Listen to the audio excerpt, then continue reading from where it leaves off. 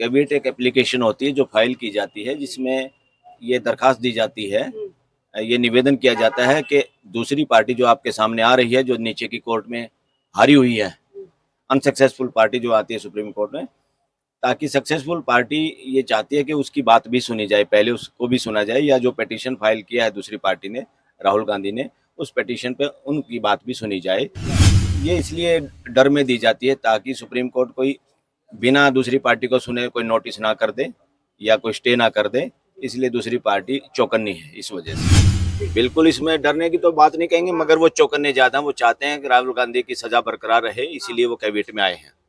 वो चाहते हैं कि राहुल गांधी की सज़ा बरकरार रही तो वो इलेक्शन नहीं लड़ पाएंगे, और इलेक्शन नहीं लड़ पाएंगे तो अल्टीमेटली जो सत्ता में सरकार बैठी है, जिस पार्टी की सरकार है, उनको इस बात का बेनिफिट मिल सकता है, ऐसा वो लोग सोचते होंगे। क्योंकि कुल 2 साल की अगर सज़ा बरकरार सुप्रीम कोर्ट में भी रहती है, और क्योंकि अभी तो यहाँ तो अभी स्टे के लिए है मामला, अभी तो हाई कोर्ट में पेंडिंग है, नीचे की अदालत में पेंडिंग है अभी अपील इनकी, उसमें समय लगेगा। और नेचुरल 2 साल की अगर सज़ा जब तक कम नहीं होगी तो वो अयोग्य है, हर आदमी इलेक्शन नहीं लड़ पाएगा। नमस्कार, आप सभी का स्वागत है। मैं हूं आज आपके साथ निधि उपाध्याय। राहुल गांधी डिफेमेशन केस में राहुल गांधी को बड़ा झटका लगा और उसके बाद अब अर्जी जो है राहुल गांधी की सुप्रीम कोर्ट आ पहुंची है। इसके साथ ही इसके पहले पूर्व विधायक पूर्णेश मोदी ने भी यहां पर कैविएट दाखिल कर दी है और ये भी कह दिया है कि जो हमारी सुनवाई है वो पहले हो। और इस पूरे मुद्दे पर बातचीत करने के लिए आज हमारे साथ सुप्रीम कोर्ट के वरिष्ठ वकील बलराज सिंह मलिक मौजूद हैं। सर, क्या कुछ कहना चाहेंगे? आपको क्या कुछ लगता है कि अब राहुल गांधी ने भी यहाँ पर अपनी अर्जी डाल दी है? क्या कुछ लगता है कि अब उनके केस को जो दिशा है वो किस मोड़ ले जा रही है? देखो, दिशा तो सुप्रीम कोर्ट में आने का तो उनका राइट था ही, और पूर्णेश मोदी का भी राइट है सुप्रीम कोर्ट में आने का। कैबिनेट एक एप्लीकेशन होती है जो फाइल की जाती है, जिसमें ये दरखास्त दी जाती है, ये निवेदन किया जाता है कि दूसरी पार्टी जो आपके सामने आ रही है, जो नीचे की कोर्ट में हारी हुई है, अनसक्सेसफुल पार्टी जो आती है सुप्रीम कोर्ट में, ताकि सक्सेसफुल पार्टी ये चाहती है कि उसकी बात भी सुनी जाए, पहले उसको भी सुना जाए, या जो पिटीशन फाइल किया है दूसरी पार्टी ने, राहुल गांधी ने, उस पिटीशन पे उनकी बात भी सुनी जाए। ये इसलिए डर में दी जाती है ताकि सुप्रीम कोर्ट कोई बिना दूसरी पार्टी को सुने कोई नोटिस ना कर दे या कोई स्टे ना कर दे, इसलिए दूसरी पार्टी चौकन्नी है इस वजह से। तो आपको ऐसा लग रहा है कि कहीं ना कहीं जो भाजपा है और जो पूरे मतलब पूर्णेश मोदी वो डर गए हैं कि कहीं राहुल गांधी की जो सजा थी वो अब उनकी मतलब बर्खास्त ना हो जाए, कहीं ना कहीं जो उनकी 2 साल की जो सजा थी अगर वो दोबारा से वो वापस ले ली जाती है, वो बर्खास्त कर दी जाती है, तो राहुल गांधी चुनाव लड़ सकते हैं 2024 में। इसका अलग असर देखने को मिल सकता है। जी, बिल्कुल इसमें डरने की तो बात नहीं कहेंगे, मगर वो चौकन्ने ज़्यादा, वो चाहते हैं कि राहुल गांधी की सज़ा बरकरार रहे, इसीलिए वो कैबिनेट में आए हैं। वो चाहते हैं कि राहुल गांधी की सज़ा बरकरार रही तो वो इलेक्शन नहीं लड़ पाएंगे, और इलेक्शन नहीं लड़ पाएंगे तो अल्टीमेटली जो सत्ता में सरकार बैठी है, जिस पार्टी की सरकार है, उनको इस बात का बेनिफिट मिल सकता है, ऐसा वो लोग सोचते होंगे। क्योंकि पूर्णेश मोदी भी एक एमएलए है बीजेपी का, और बीजेपी की सत्ता है देश में, तो वो नहीं चाहते। और उधर से अपोजिशन की एकता का जो माहौल चल रहा है देश के अंदर, और अब काफ़ी लोग आवाज़ बुलंद करने लगे हैं। एक समय था जब ईडी और इनकम टैक्स वगैरह से लोग डर रहे थे, अब धीरे धीरे वो भय खत्म हो गया है। लोग इनके छापामारी के बावजूद भी वोकल हो रहे हैं, बोल रहे हैं। और मैं तो कहता हूँ कोर्ट भी शायद कुछ चौकन्नी हुई है, हाई कोर्ट और सुप्रीम कोर्ट। इस तरह के केसेस में बड़े बड़े वकील भी अब इस केस पे बोल रहे हैं।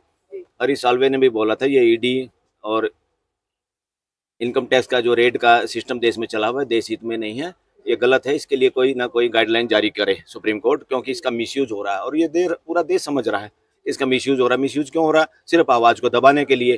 कोई बोले ना, कोई हमारी नीतियों का खिलाफ ना करे, कोई इलेक्शन लड़ने की हिम्मत ना करे, कोई फ्यूचर में इलेक्शन लड़ेंगे, देश में घूमेंगे तो माहौल ना बदल जाए, सरकार ना पलट जाए। तो सारा इसी तरह का एक ये राजनीतिक षड्यंत्र के रूप में ज़्यादा देख रहा है देश इसको। ये 2 आदमियों के बीच का केस नहीं है, ये एक कॉमन मानहानि का केस नहीं है, ये पॉलिटिकल मानहानि का केस है एक तरह से। ये एक तरह से बड़े षड्यंत्र का हिस्सा है ये मुकदमा।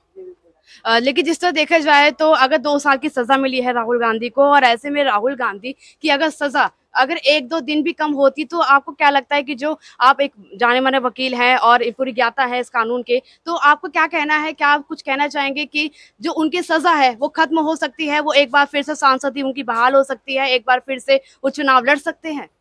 बिल्कुल, अगर सुप्रीम कोर्ट स्टे कर देती है, सस्पेंड कर देती है सजा और कन्विक्शन, और मुकदमे को सुनती है मेरिट पे, तो बहाल हो जाएगी। फिर कौन रोकेगा, बहाल होगी और वो इलेक्शन भी लड़ पाएंगे जब तक सुप्रीम कोर्ट का जजमेंट नहीं आता। अब सुप्रीम कोर्ट का बड़ा मामला है इस मुकदमे में स्टे करना, कन्विक्शन को भी और उनके सेंटेंस को भी। तो अगली अगर सुनवाई अब यहाँ पे होने वाली है, सुप्रीम कोर्ट में पूरा मामला जाएगा, और अगर राहुल गांधी की जो 2 साल की सजा है वो बरकरार रहती है, तो क्या राहुल गांधी अगले 8 साल तक चुनाव नहीं लड़ पाएंगे?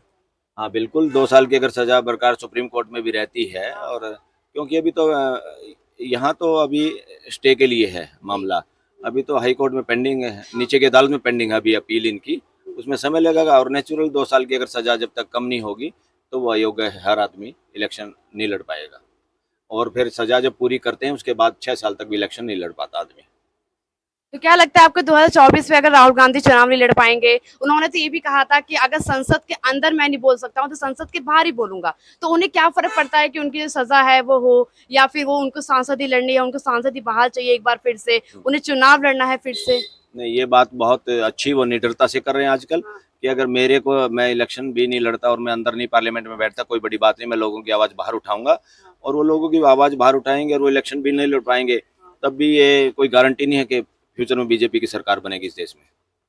इन बातों से कोई ज़्यादा फर्क नहीं पड़ता, उल्टा सहानुभूति हो सकती है कांग्रेस के साथ और ऐसे लोगों के साथ, राहुल गांधी के साथ। और राहुल गांधी जो ग्रुप या अपोजिशन की एकता के लिए जो काम कर रहे हैं, हो सकता है सरकार पलट जाए, क्योंकि देश इसको पॉलिटिकल षड्यंत्र के हिस्से में ज़्यादा लोगों का मानना है कि ये केस पॉलिटिकल एक षड्यंत्र की तरह से ये केस है। लेकिन जिस तरह से सीजीआई अगर इसका फैसला सुनाएंगी, क्या कुछ आगे की रणनीति रहेगी, और अगर सुप्रीम कोर्ट में मामला पूरा आ चुका है तो आपको क्या लगता है कि अब क्या कुछ रहने वाला है, प्रोसेस पूरा क्या रहेगा?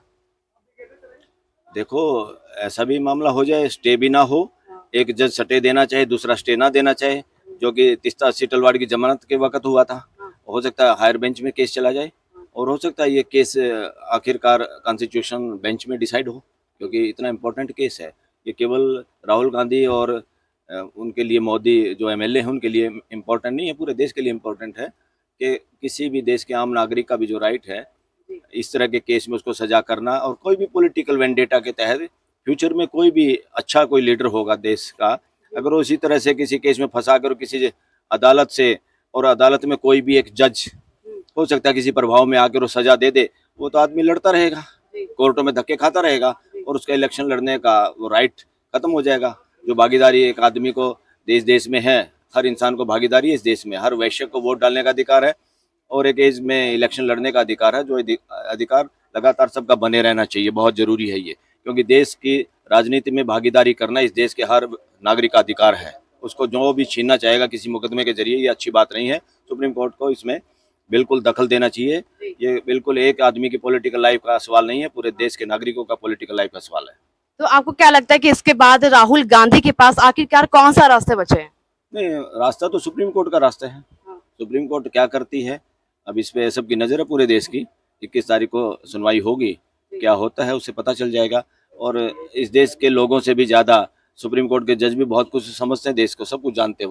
वो सोशल मीडिया भी देखते हैं, दूसरा मीडिया भी देखते हैं, अखबार भी पढ़ते हैं, और बहुत कुछ आम आदमी से ज़्यादा उनको पता होता है कि कितना मिसयूज जुडिशरी का होता है, कितना एडमिनिस्ट्रेशन का होता है इस देश में। उन सबको पता, अंदर का बातें सबको पता होती है। अब देखते हैं, देश की नज़र है हमारे सुप्रीम कोर्ट कितनी। बिल्कुल, लेकिन अगर देखा जाए तो राहुल गांधी की जो अपील थी, पहले सुप्रीम कोर्ट आई थी, फिर यहाँ से सुप्रीम कोर्ट की तरफ से ये भी कहा गया था कि आप पहले हाई कोर्ट जाइए, लेकिन हाई कोर्ट से भी राहत नहीं मिलती है। 2 महीने बाद उनकी सुनवाई जो होती है उसका फैसला आ जाता है, और उसमें भी यह है कि 2 साल की सजा थी वो बरकरार है। अब यहाँ पे एक बार देखा जाए तो यहाँ पे एक बार फिर से यहाँ पे जो उनकी सुनवाई है वो कर दी गई है। उसके पहले पुनेश मोदी ने भी कह दी, कैविएट वो दाखिल कर दी है। तो अब क्या लग रहा है कि आगे क्या कुछ होने वाला है? सीजीआई इसमें इंटरफेयर करेंगे, क्या कुछ होगा?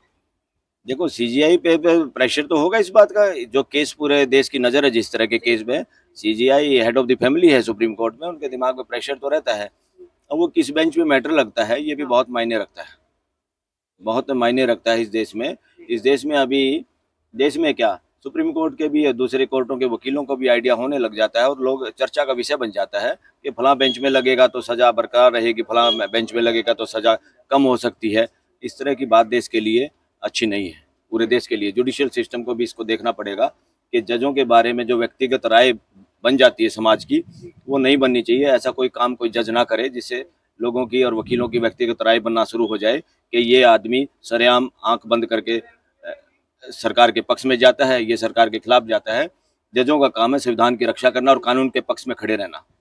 आपने बताया कि किसी बेंच के पास ये जो सुनवाई है पूरी जा सकती है, अपील जा सकती है। जी, जी। तो आप ये बताएं कि किस बेंच के पास ये जो पूरी अपील है वो जाएगी और वहां सुनवाई होगी? नहीं, ऐसा तो अभी मुझे आइडिया नहीं इस बात का। हाँ, क्योंकि ऑलरेडी एक रोस्टर बना होता है, सुप्रीम कोर्ट में बनाया हुआ है चीफ जस्टिस ने। उस रोस्टर के मुताबिक ये केस जिसमें भी जाएगा ऑटोमेटिकली इनके कंप्यूटर डेटाबेस के आधार पे उसमें जाएगा। चलिए, बहुत बहुत शुक्रिया। जी।